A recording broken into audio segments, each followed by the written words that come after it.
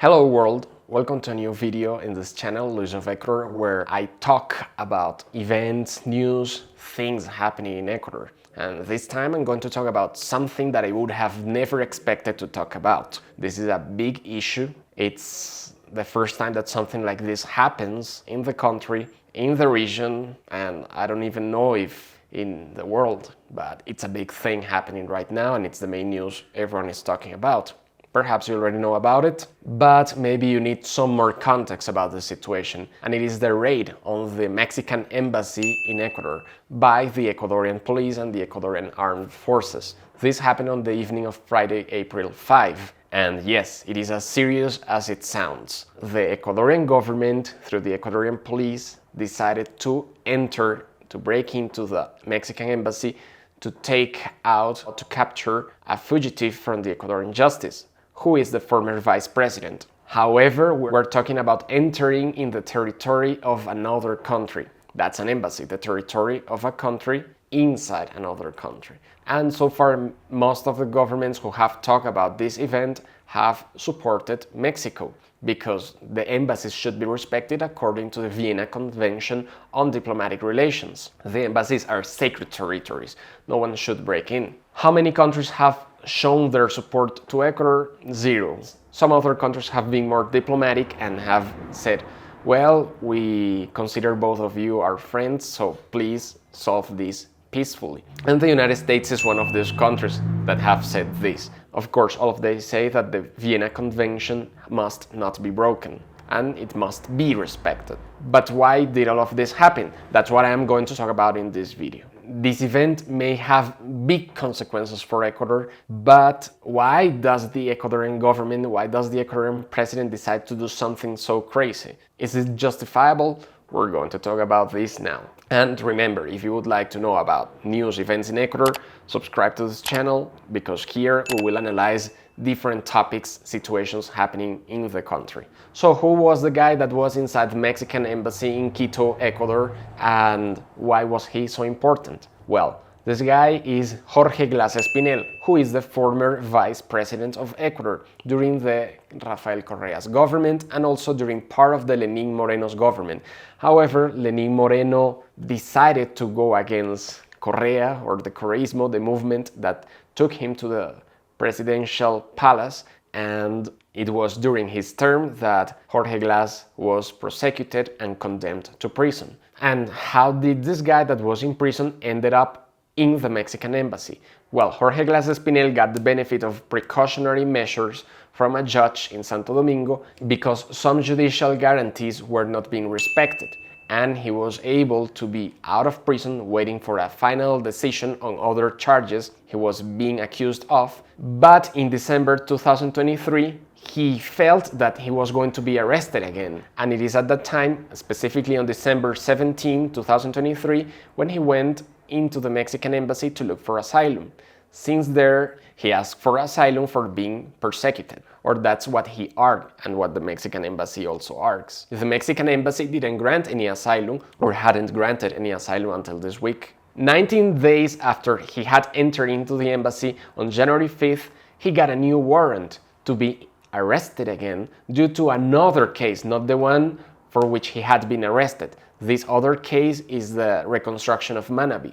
He got the charges of corruption because they say that he used the money for the reconstruction of Manabi after the earthquake in 2016 for benefiting his friends and of course himself. And that's why he got this new warrant on January 5, 2024. But that was 3 months ago. How did all of this time nothing happened? Well, the Ecuadorian government was asking to the Mexican embassy during all of this time to release him, to turn him in. And the Mexican government was analyzing the situation. They were not turning him to the government just because they asked. Jorge Glas had officially asked for asylum, and the Mexican government was analyzing the situation. The Mexican government has granted asylum to many political leaders of the Correísmo, and many of them are now in Mexico with asylum of the Mexican government. And from there, of course, attacking all of the governments in Ecuador since Rafael Correa left. They all, of course, allege our political persecution because the Ecuadorian justice is not condemning them for being corrupt. That's what they say. The Ecuadorian justice says it's because they are corrupt, but they say it's because they are being politically persecuted. What's the truth? This video is not for analyzing that, because that requires a 1-hour video, at least. Coming back to the situation between Mexico and Ecuador, on Thursday, April 4th, the Mexican president, AMLO, Andrés Manuel López Obrador, said during his morning speeches in Mexico City that it was suspicious how the leftist candidate that was on the top of the last elections in 2023, after one of the main candidates against this candidate was killed in Quito, she then lost a lot of intention in the vote, and then she couldn't make it to the presidency, that it was very suspicious. And that is how then the current president made it to the government, because he got benefited with that death. Hubieron elecciones en Ecuador. Iba la candidata de las fuerzas progresistas como 10 puntos arriba. 10 puntos. Entonces, como 3, 4, 5 candidatos más, ¿no?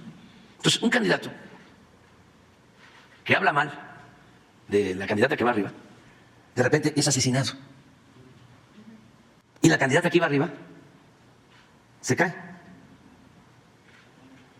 Y el candidato que iba segundo sube. Pero la candidata que queda después de este asesinato como sospechosa sigue haciendo campaña en circunstancias considero muy difíciles. So what happened?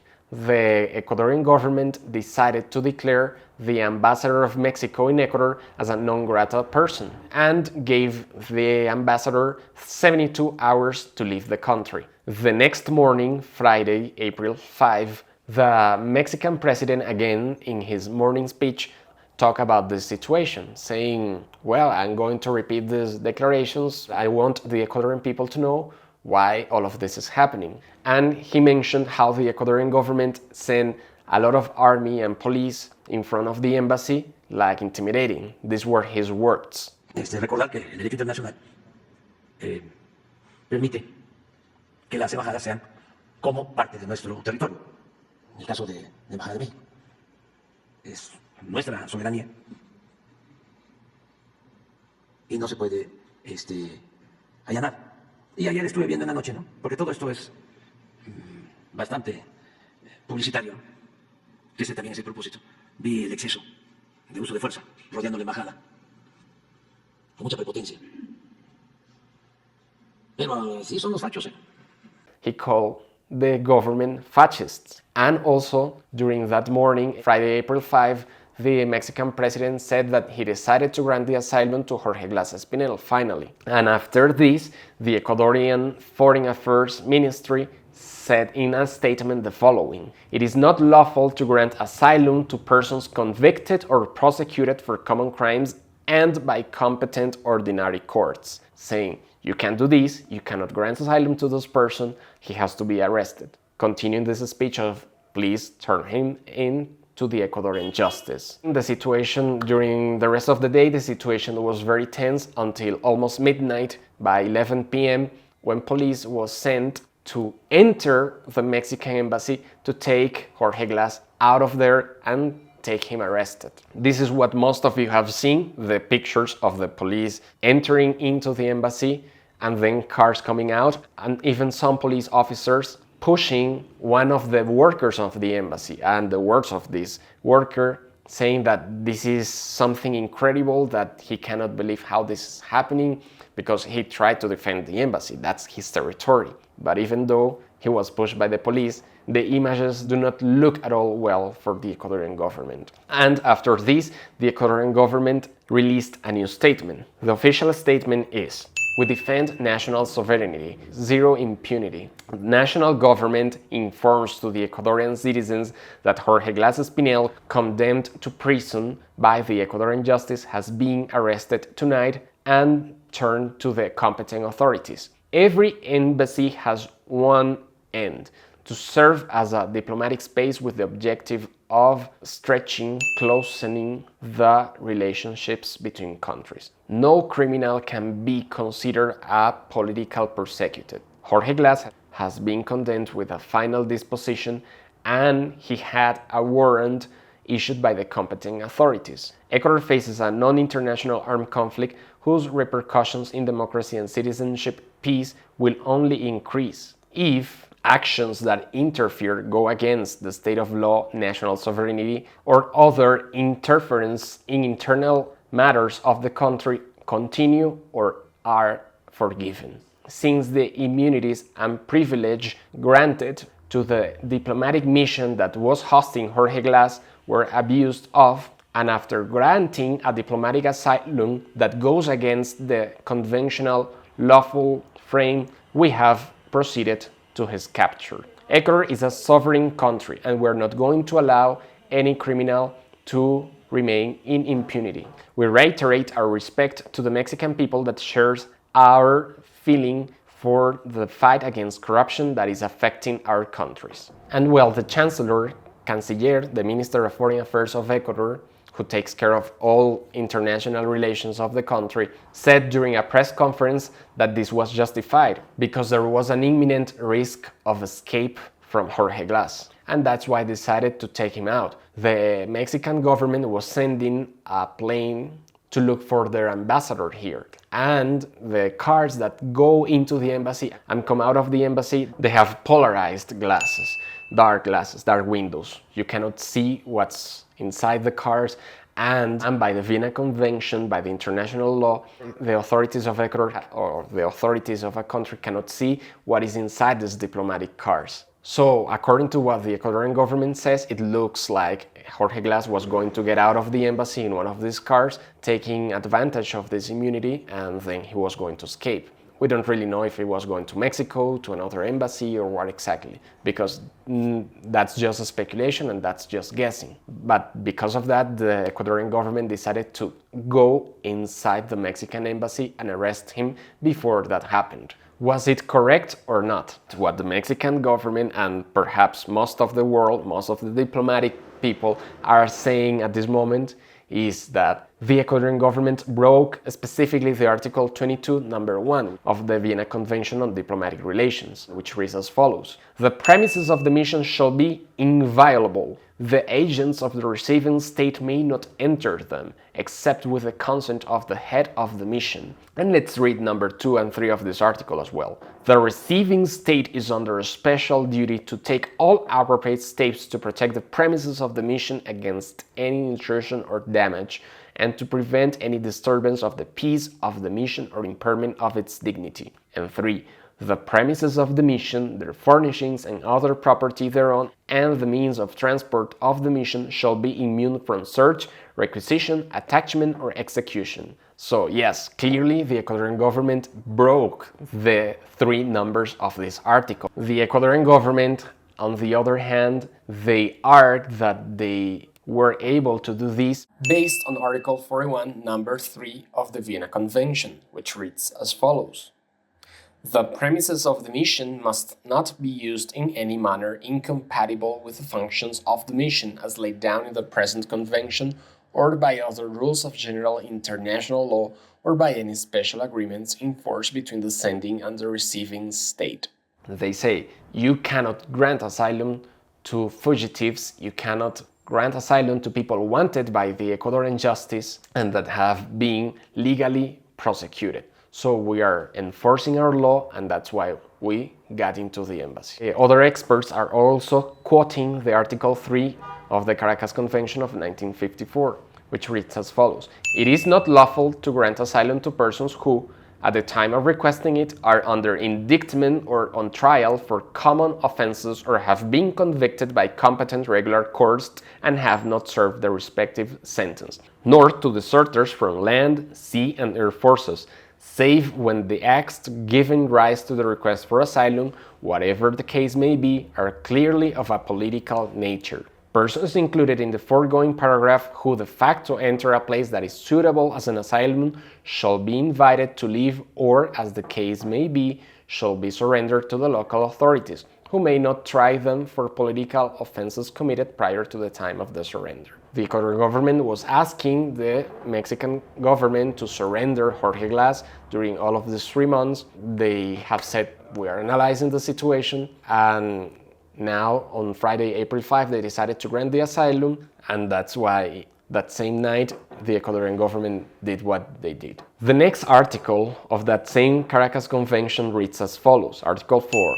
It shall rest with the state granting asylum to determine the nature of the offense or the motives for the persecution. So, who's right? It's not me to tell. There are different visions, but we could say that these will have big repercussions for Ecuador. That's a fact, because one thing is explaining that inside Ecuador and another thing is explaining that to the world. Of course, perhaps almost every country will be on the Mexican side because they want their embassies to be respected, because this could set a precedent for the future for other countries to do the same. I highly doubt that Ecuador will find any support in this decision that they took. Even Ecuador granted asylum during 7 years to Julian Assange, who was looked for many different authorities, and he had warrants and he had been judged and many other things. And it was only during Lenín Moreno's term that he was surrendered to the British authorities.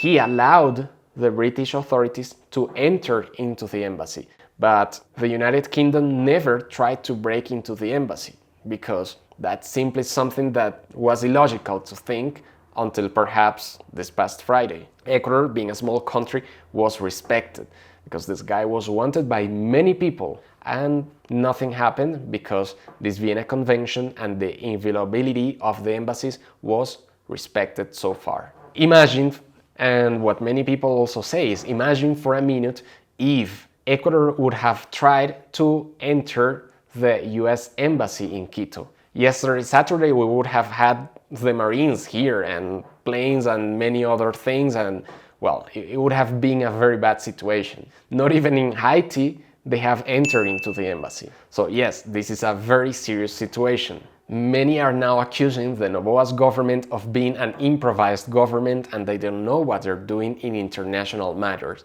Because just about 2 months ago, we had a problem with Russian government because we were giving to the United States some Russian military old equipment, but that shouldn't have been given. And then Russia decided, you're doing that, we're not buying your products anymore.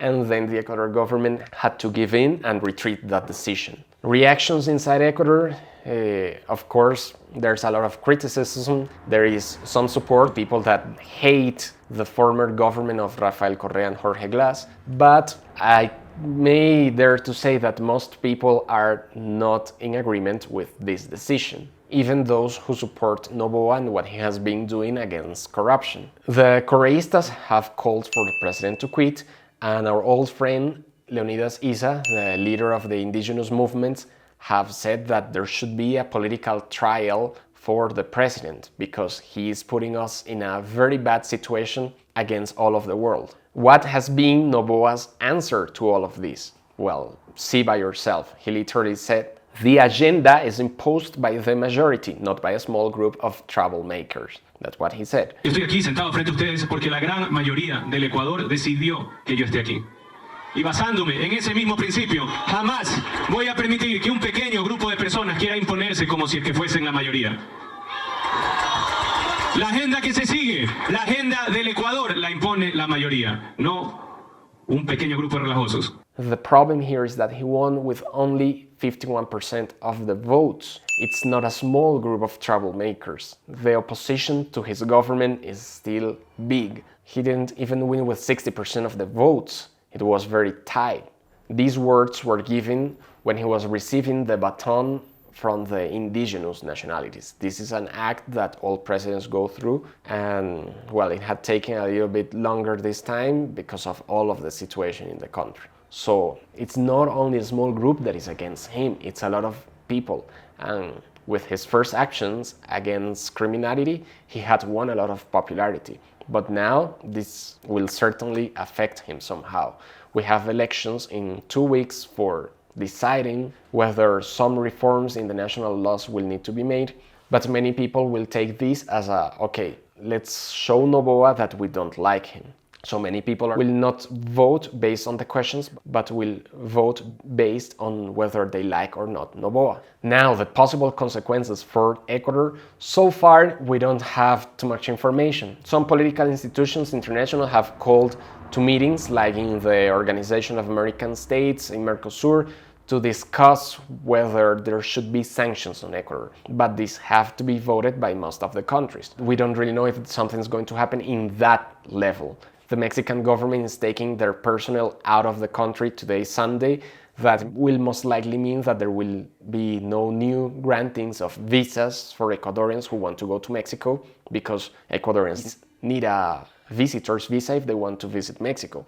And that's a very demanded service because many people are migrating to the US through Mexico. Others are going for tourism, but even those who want to go for tourism are going to have a more difficult time now because the consulates here will not be working. It may be complicated for the students in Mexico, Ecuadorian students in Mexico, to renew visas. We don't really know so far, but these are possible consequences. Agreements on trade between Mexico and Ecuador may be suspended, and other talks that were taking place will be suspended, certainly.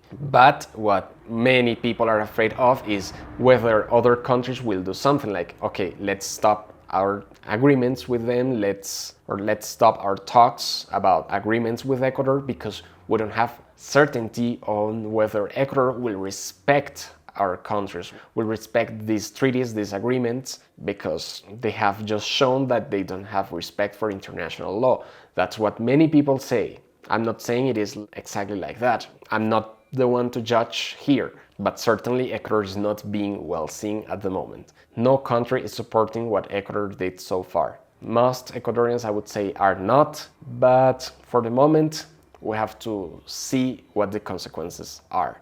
Certainly, this is affecting Ecuador and may certainly affect Noboa's popularity. But the most concerning part is how it will affect Ecuador in the international sphere. And what about Jorge Glas? Now he was taken to the maximum security prison in Guayaquil called The Rock, La Roca, and opposition to Noboa is taking advantage of the situation because they're saying you had all of these police officers and armed forces outside the embassy, but you couldn't stop Fito, the main leader of the gangs here in Ecuador, from escaping from one prison where he was in. But for one guy, you're making all of this, and now he's super watched in this other prison. And well, now Jorge Glas will be seen by most of the world as a political persecuted person. I think this will benefit Jorge Glas more than Noboa, at least in the international sphere. Actually, people from other governments have just said that they will ask for special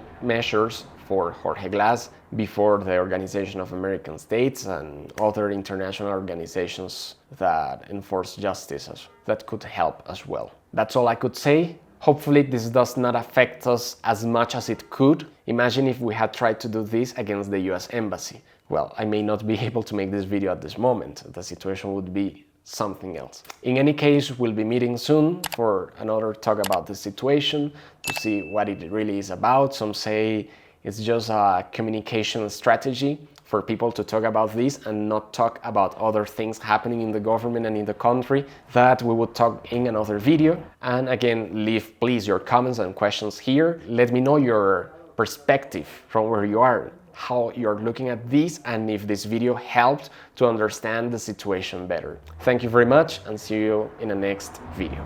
Bye bye.